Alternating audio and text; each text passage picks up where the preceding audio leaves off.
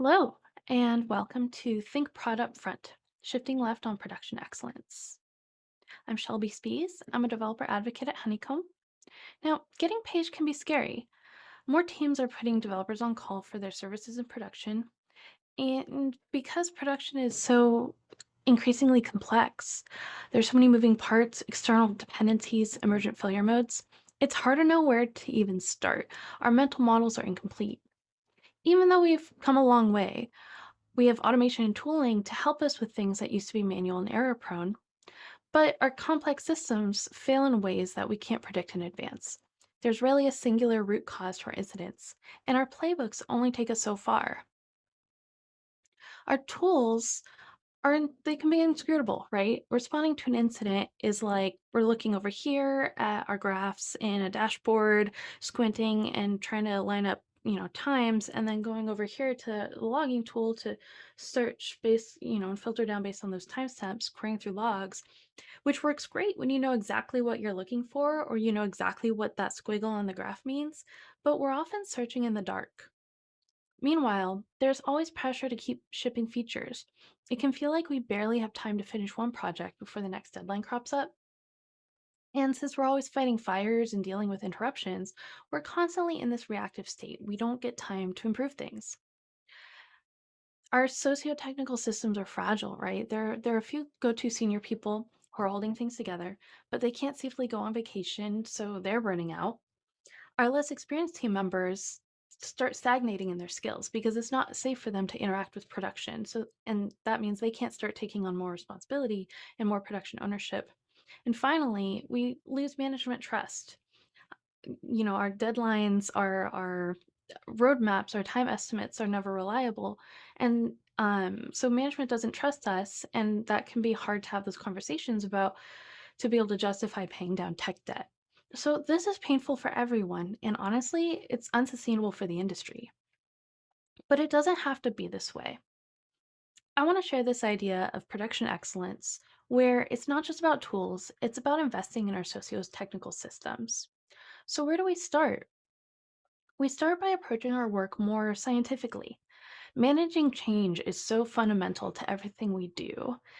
That's why I want to talk about progressive delivery, the process of releasing changes first to small, low-risk audiences, and then slowly expanding out to larger, riskier audiences, and making it easy to roll back when we encounter issues. And feature flags allow us to separate deploys from releases and manage the blast radius of changes, which enables us to go faster, right? Safety enables speed. Deploying should really be like breathing. Most of the time you don't want to be concentrating on it. It's the CTO of Intercom says it's the heartbeat of your organization.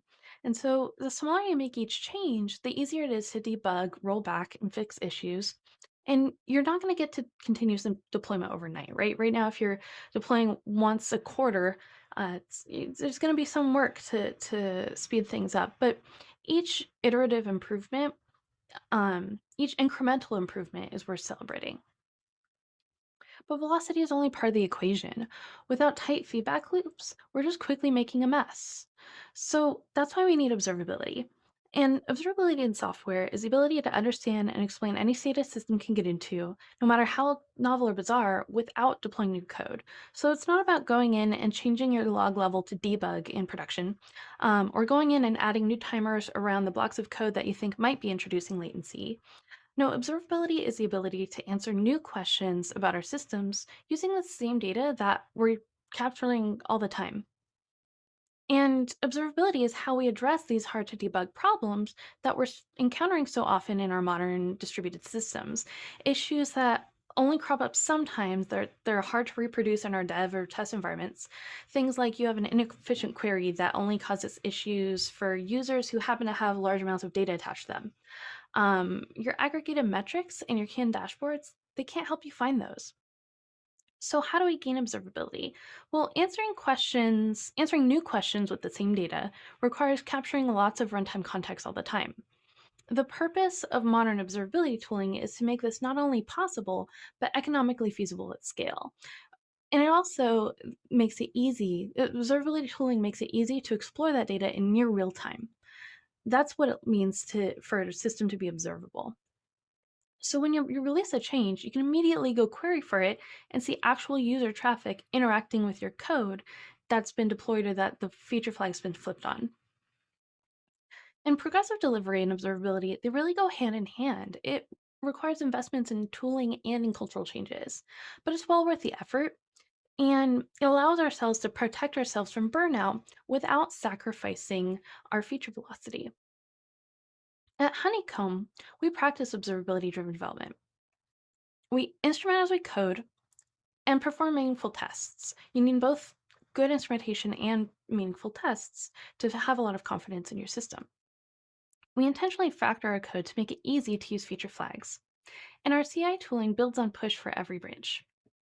We even instrument our builds to send their data to Honeycomb, which has made it possible for us to find bottlenecks in our builds and tighten those feedback loops even better. We aim to get our build times to be less than 10 minutes. Once the build is green, we perform human review as well on every PR, even seemingly trivial ones. And then we never need to question, well, should this get a review? How small is too small? We just make sure to blanket review all of them. Plus, it makes our SOC 2 auditors really happy. Once the CIE is green and the reviewers have approved a PR, we merge. We want each developer to push and observe those changes while the context is still fresh in their heads. Feature flags allow our engineers to merge and test on their across environments on their own schedule, and then when the feature is ready, they can work with our product team to roll out that change gradually to our users. And feature flags also make trunk-based development much easier, and then we can avoid the painful merge conflicts and rebasing that comes with, uh, you know, branching Git models, Git branch models. We use continuous deployment. Like I said, deploy should be like breathing.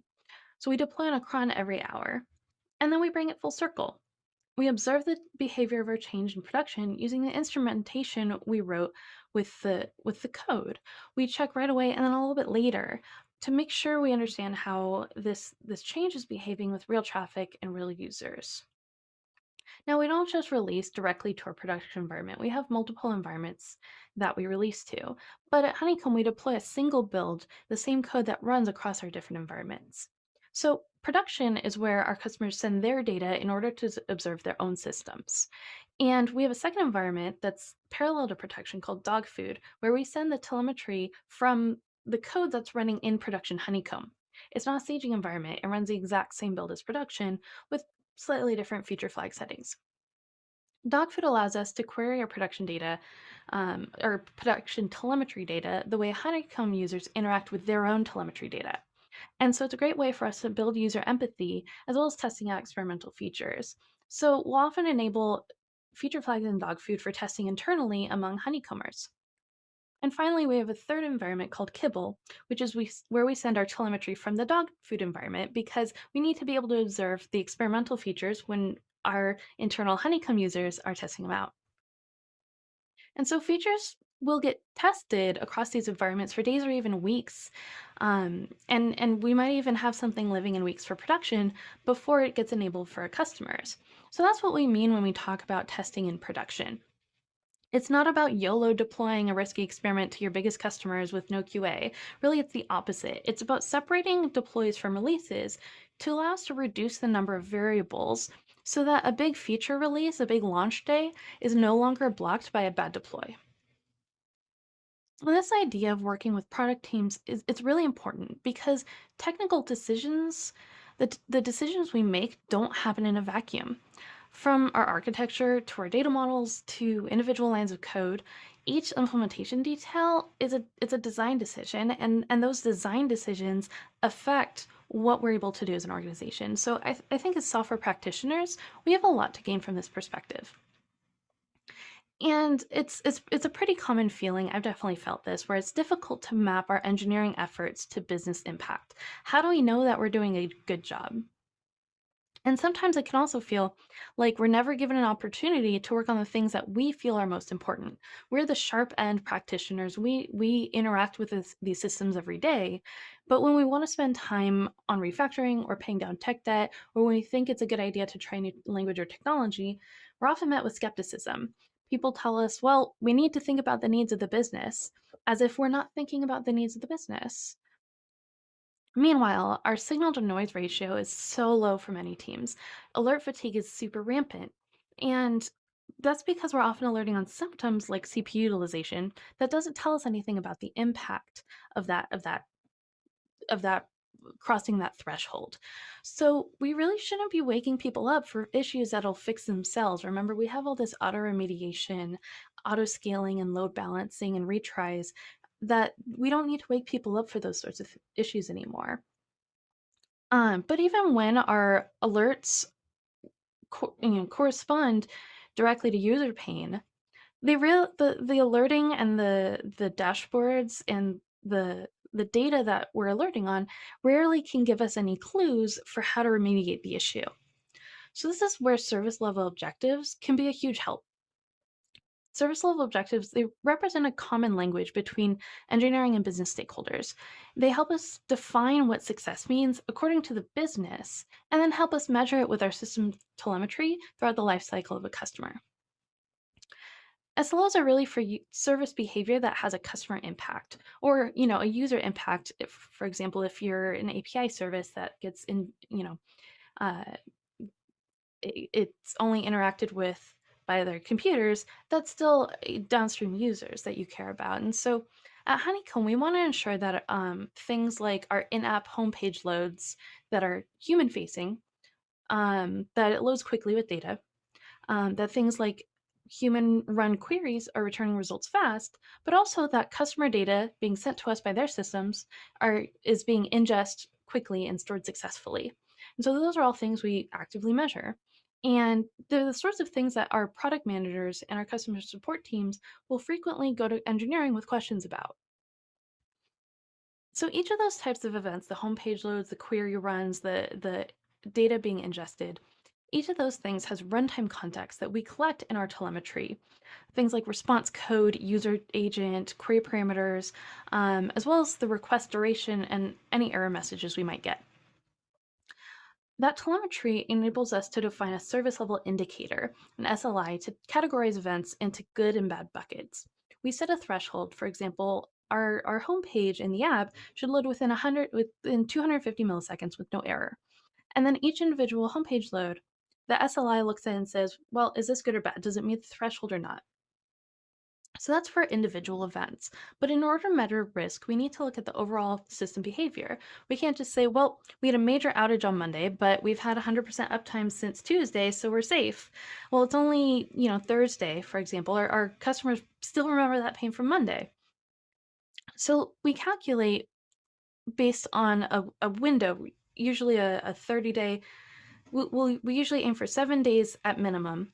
At Honeycomb, we use a lot of 30-day rolling windows to see how we're doing overall in that window. And so our homepage SLO is that 99.5% of homepage loads over the last 30 days should be fast enough with no error. That's our goal. So then we calculate that based on all the events that we have. Now, why not aim for 100% or 99.999%? A good SLO just barely keeps your users happy, keeps your users just happy enough. Each additional 9 at the end of your SLO is an order of magnitude more effort to maintain. And it's often not even worth that effort in situations where people are willing to hit reload. A little bit of buffering when you're watching a YouTube video, that's not the end of the world, right? And so your job when defining your SLO is to determine how many reloads or how much buffering is acceptable before your users are going to bail and go to your competitor. So once we have our SLO defined, that allows us to calculate our error budget. How many bad events are we allowed to have in that 30-day window? For instance, if I'm serving 1,000,000 total requests per month and I'm aiming for 99.9% SLO target, that means I can have 1,000 events fail over that month. Well, how am I going to spend those 1,000 events? Just like with a financial budget, the error budget gives us a little bit of wiggle room. And that error budget, the purpose of that is to help us determine when it's okay to take risks. This is important because businesses need to be able to take risks and respond to market pressure, right?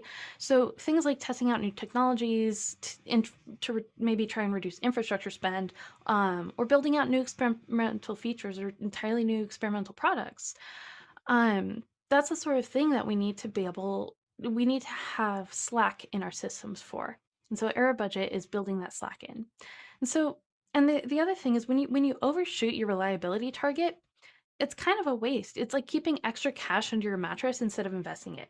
When you know users are okay hitting reload 1,000 times a month, then you'd better spend those reloads on something useful. It doesn't roll over to the next month. So conversely, you should not be performing experiments. You shouldn't be making risky changes when your error budget is tight.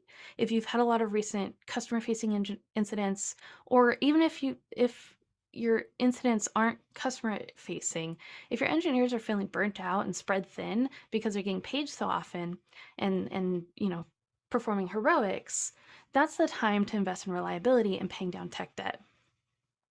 So we can alert proactively based on the budget burn rate. This was a really cool idea. I love this because it's not just like, have we crossed some threshold? Are we, have we passed our SLO target? Are we hitting it right now or not? It's, are we going to burn through our air budget in the next 24 hours? Are we going to burn through it in the next 4 hours? How soon are we going to hit zero? And this, looking at the burn rate, allows us to alert proactively. The steeper line, the faster we're burning through the budget. And so, if something happens and we're burning more steeply, we're burning faster, so fast that we're going to run it out in 4 hours. Well, that's probably when we should page somebody and wake them up. So I know that was a lot of information, but you don't need to be Google or Facebook to benefit from these practices. Although if you're at Google or Facebook, please adopt them. But every team should be working toward production excellence, and we can all start taking steps in that direction, even as individual contributors, even as devs and ops folks. We have some influence that we can make here. So the first step is to take inventory.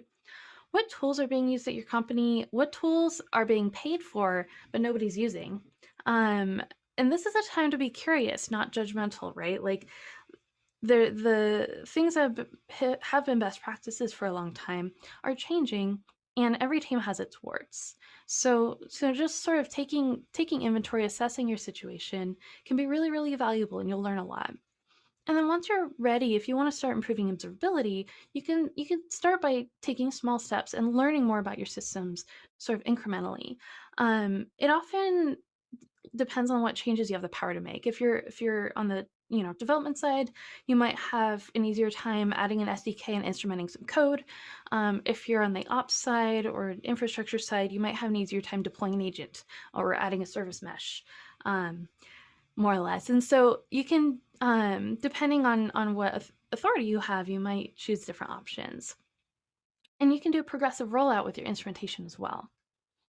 OpenTelemetry is this community standard, not a standard, this community framework. It's the second largest CNCF project by contributor and by number of contributors, and it makes it a lot easier to assess different tools. So you should start with the auto instrumentation, and then you can start adding custom spans and fields on top of that to really capture the meaningful context. And finally, invest in release engineering.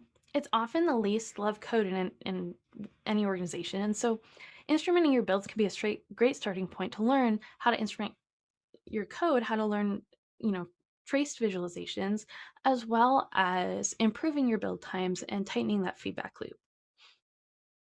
So that's everything I have today. I hope that was helpful, and I'll be here to answer questions. If you would like to download these slides, you can go to honeycomb.io/Shelby, or you can reach out to me directly at Shelby Spees on Twitter.